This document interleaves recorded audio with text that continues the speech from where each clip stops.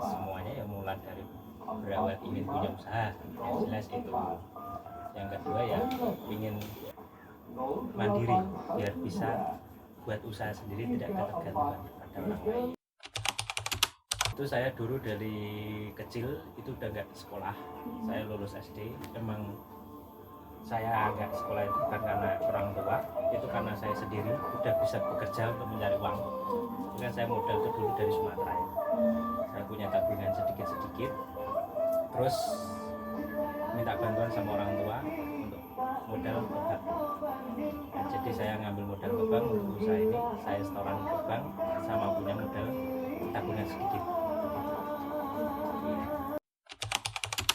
Yaitu faktor kegagalan mungkin dari lingkungan kita sendiri, dari cara kita pengobatan juga, terus sama gimana ya, sama faktor virus yang mungkin ada di luar area begitu ya.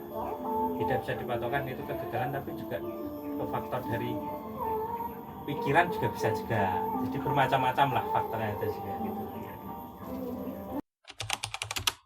ya. Kalau itu mungkin mengalami, cuman tergantung kita, yaitu tadi kembali lagi dari lingkungan kita. Kalau kita bersih itu jauh dari bau menyengat, yang jelas tuh jauh dari seperti lalat. Kalau bersih itu intinya begitu.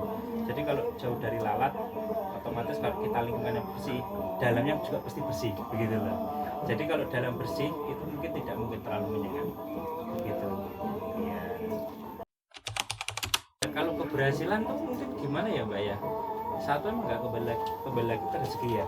Yang keduanya itu ya kita harus tahu gimana kemauan ayam itu harus kita turutin ya gitu.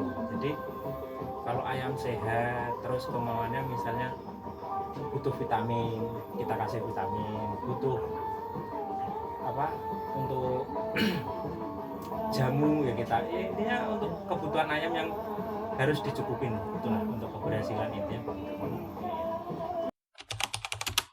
Mungkin kita kalau ngambil itu nggak bisa dibegituin ya Mbak, soalnya kita kan sistemnya kan kontrak ya. Jadi sistem kontrak itu berapa modal yang dikasih PT ke kita, berapa jual tonase ayam yang terjual. Jadi sisanya itu untuk kita, kalau nggak sisa ya berarti kita gagal begitu. Tapi kalau misalnya untuk pengambilan kita pribadi, kalau saya pribadi itu 25 ekor itu untuk lingkungan. Jadi biar gimana ya, intinya saling mengerti dan gantian lah sama warga. Orang itu bisa mengerti kita waktu kita punya ayam, gantian kita mengerti, kita mengasih sedikit lah untuk gantinya, untuk kesabaran mereka itu tadi ya, begitu lah intinya begitu. Kalau untuk berapa banyak itu kan tergantung populasi ayam ya Mbak ya.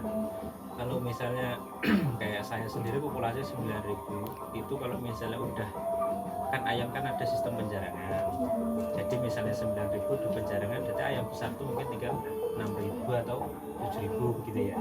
Itu mungkin kalau saya pribadi itu per harinya itu 20 sampai 25 sak gitu. 25 karung gitu. 20 sampai 25 karung.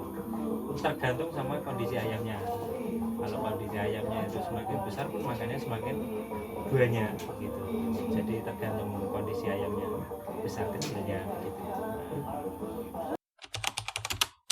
Kalau saya pribadi itu pakai arang ya.